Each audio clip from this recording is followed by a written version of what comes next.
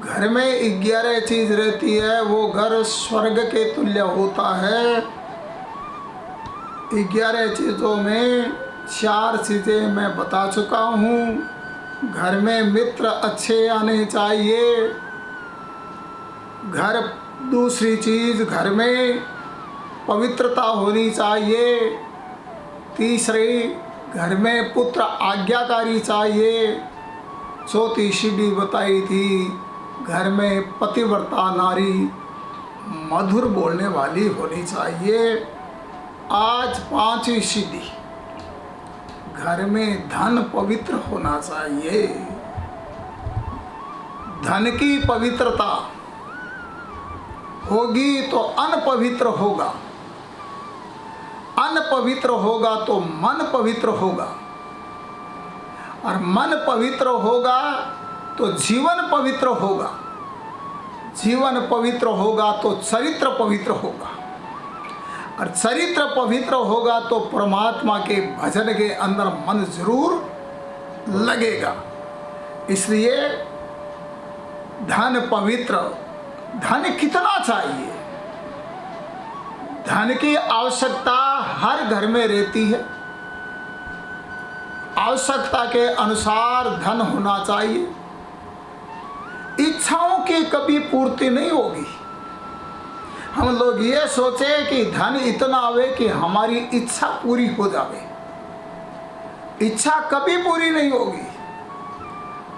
आवश्यकता पूरी हो सकती है, इच्छा पूर्ति कभी नहीं हो सकती। आवश्यकता पूरी होवे उतना धन, धन से अन्न पवित्र। पहले देखो हमारा धन कैसा है, धन पवित्र है तो फिर देखो हमारा अन्न कैसा है। अन्न भी पवित्र है, धन भी पवित्र है। फिर देखो बनाने वाला रसोइया कैसा है। यदि बनाने वाला रसोइया भी ठीक नहीं है, यदि हमारा धन भी पवित्र है, अन्न भी पवित्र है, लेकिन उस बनाने वाले रसोइये पापी के हाथ से हम भोजन करेंगे तो हमारा मन कभी परमात्मा में नहीं लग पाएगा। धन को दान में रखो। धन के 4 हिस्से करो। जितना तुम्हारे पास धन है उसके 4 हिस्सा करो। 1 हिस्सा परमार्थ में लगाओ, दान में लगाओ। 1 हिस्सा अपनी धर्मपत्नी के नाम करो। 1 हिस्सा पुत्र पोतों के नाम करो, और 1 हिस्सा हर समय तुम्हारे घर में रहना चाहिए। ये 4 हिस्से करो। घर के अंदर महीने के तुम्हारे 10,000 का खर्च है तो 20,000 हर समय घर में रहने चाहिए। तभी हमारी आवश्यकताएं पूरी होगी, लेकिन इच्छाएं पूरी नहीं हो सकी। आवश्यकताएं रसोई की पूरी हो सकती है, लेकिन इच्छाएं यदि हम सोचे बाथरूम में हम पूरी कर देवें, आज घर का सारा बजट हमारे बाथरूम में लग रहा है। इसलिए धन एक वैभव है, उसको खूब कमाओ और कमा करके धन दान में लगे। समझो तुम्हारी पूर्व जन्म की पुण्याई अच्छी थी, पुण्य के कारण तुमको धन मिला है। ये जितना भी सुख है दुख है, ये पहले जन्म का पुण्य का प्रभाव। पुण्य का तारतम्य अधिक होगा तो घर के अंदर पवित्र धन आएगा। पाप का तारतम्य हमारा पूर्व जन्म का अधिक होगा तो घर के अंदर पाप का पैसा आएगा। पाप का पैसा हमेशा अपव्यय में जाएगा।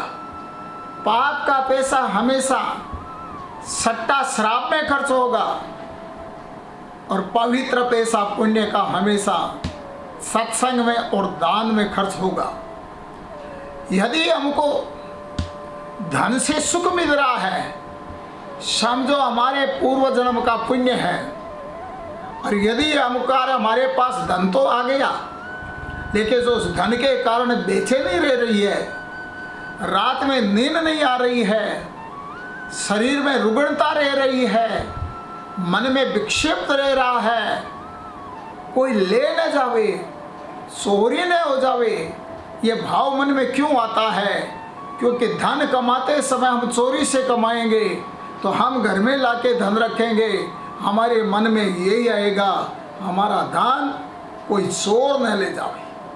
सुखस्य दुखस्य न कोपि दाता परो ददाति कुबुद्धिरेषा अहम करोमीति वृथा अभिमान स्वकर्म सूत्र ग्रथितो ही लोक है। हमारा शास्त्र कहता है सुख दुख देने वाला कोई नहीं है, कोपि दाता कोई नहीं देता है। परो ददाति कुबुद्धिरेषा, जो कहता है मेरे को इसने सुख दिया, इसने मेरे को दुख दिया, वो भी वृथा अभिमान कर रहा है। अहम करोमीति वृथा अभिमान है, जो कहता है मैं ही करता हूँ, मैं ही कमाता हूँ, वो भी वृथा अभिमान कर रहा है। अरे कमाने वाला और तुमको देने वाला कोई और है, तुम ये मत विचार करो मैं हूँ तब ये काम हो रहा है। अरे ये तो सब पूर्व जन्म का पुण्य है। यदि हमारा पूर्व जन्म का पुण्य है, हमको सुख मिल रहा है, समझो पूर्व जन्म की कमाई है। हमको दुख मिल रहा है, समझो हमारे पूर्व जन्म का पाप है। हमारा शरीर अच्छा है, सुंदर है, तो समझो हमारा पूर्व जन्म का पुण्य है। हमारे शरीर में रोग है, समझो हमारे पूर्व जन्म का पाप वो दुख रूप से आया है। हम भोजन कर रहे हैं, स्वादिष्ट भोजन पच रहा है, समझो हमारे पूर्व जन्म का पुण्य हमको सुख दे रहा है। भोजन हम कर रहे हैं लेकिन वो भोजन सुख नहीं दे रहा है, वो पच नहीं रहा है, समझो हमारे पूर्व जन्म का पाप का फल है। और हमारे बेटे आज्ञाकारी है, सुख दे रहे हैं, समझो हमारे पहले जन्म का पुण्य है, जो पुत्र हमको सुख दे रहा है। और कोई पुत्र आज्ञा का पालन नहीं कर रहा है, उस पुत्र का कसूर नहीं है, उसको कुछ मत बोलो, क्योंकि हमारा ही पुण्य हमको सुख देता है, हमारा ही पाप हमको दुख देता है। पत्नी काया की छाया है, यदि वो सेवा कर रही है, समझो हमारे पहले जन्म का पुण्य है। और पत्नी रुग्ण हो गई, पत्नी का स्वभाव ठीक नहीं है, तो ये समझ लो पत्नी को दोष मत दो, समझो कि हमारे पहले जन्म का पाप हमको ये दुख रूप में दे रहा है। याद हमेशा ये रखो, लक्ष्मी की 3 गति होती है, दान, भोग और नाश। लक्ष्मी को तुम दान में लगाओ। यदि हमारी लक्ष्मी दान में लग रही है, समझो हमारे पास लक्ष्मी कन्या रूप से आई हुई है। जैसे कन्या का पिता कन्या को बड़ी करके कन्या दान कर देता है, ऐसी लक्ष्मी का संग्रह करके शुभ कार्य के अंदर लक्ष्मी लगा देवे, तो समझो वो लक्ष्मी हमारे घर कन्या रूप से आई हुई है।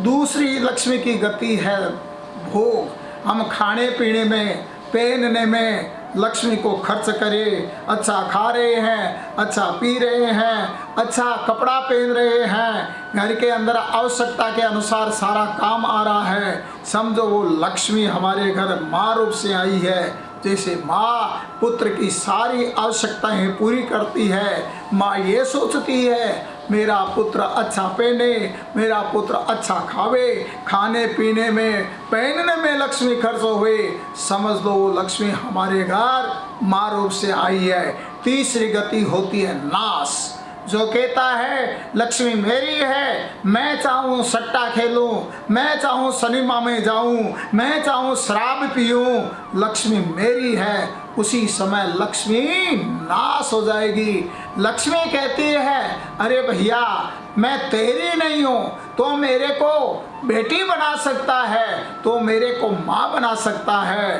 लेकिन तो मेरे को घरवाली नहीं बना सकता। मैं तेरी नहीं हूँ, मैं नारायण की हूँ, तो उद्योगपति बन सकता है, तुम करोड़पति बन सकता है, तो अरबपति बन सकता है, लेकिन तुम लक्ष्मीपति नहीं बन सकता। लक्ष्मी नारायण की है, इसलिए लक्ष्मी को तुम बेटी बना लो, शुभ कार्य करो, दान करो। अभी कोरोना महाबीमारी चल रही है, यदि तुम्हारे घर लक्ष्मी न्याय रूप से आई हुई है, यदि तुम्हारे घर लक्ष्मी पहले जन्म के पुण्य के रूप में सुख देने वाली आई है, तो लक्ष्मी का तुम जरूर दान करोगे ही। और दान से ही धन पवित्र होता है। दान करने से कभी भी धन खत्म हो ही नहीं सकता।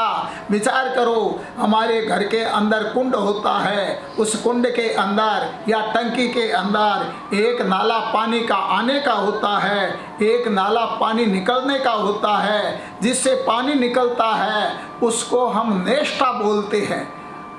अब विचार करो, कोई सोचे कि मैं इस नेष्ठे को बंद कर दूं, पानी आए, अरे जो ही हम नेष्ठा बंद कर देंगे सारा कुंड फट जाएगा। ऐसे लक्ष्मी का हम संग्रह ही संग्रह करेंगे, लक्ष्मी को दान में नहीं लगाएंगे, शुभ कार्य में नहीं लगाएंगे, गरीबों की सेवा में नहीं लगाएंगे, तो लक्ष्मी एक दिन नष्ट हो जाएगी।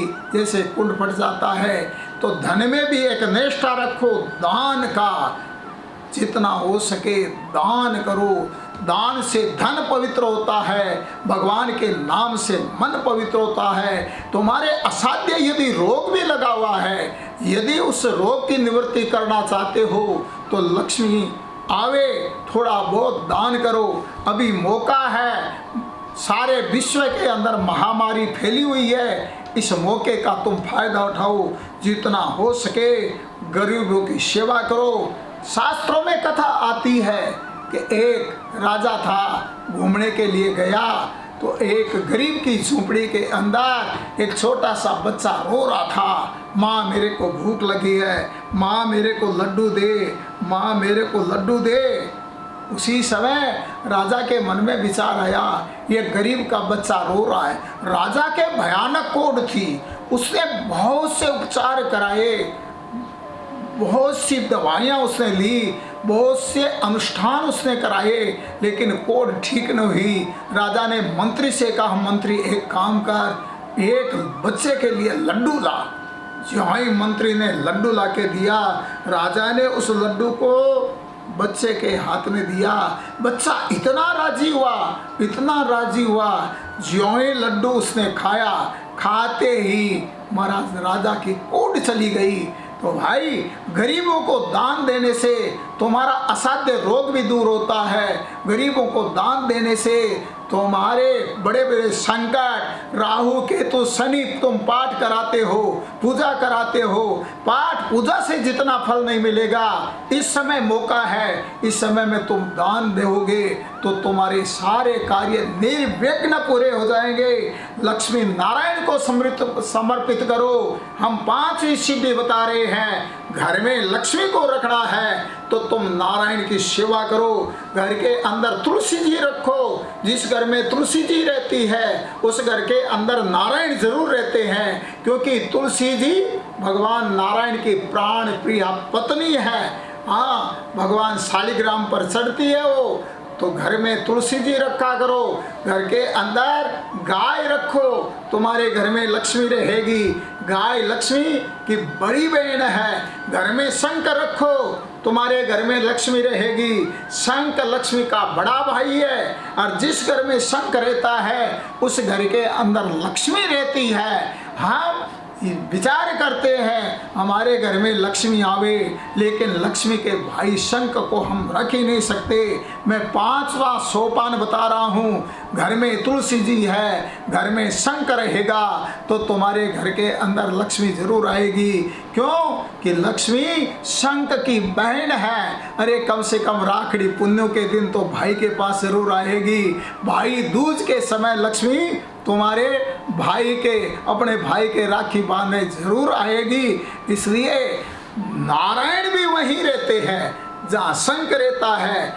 जहाँ तुलसी रहती है वहाँ नारायण रहते हैं, और जहाँ जिस घर में नारायण रहते हैं उस घर के अंदर लक्ष्मी को आना ही पड़ता है। क्यों? लक्ष्मी तो भगवान की काया की छाया है। जैसे काया की छाया एक मिनट भी काया को नहीं छोड़ सकती, ऐसे ही लक्ष्मी कभी भी नारायण को नहीं छोड़ सकती।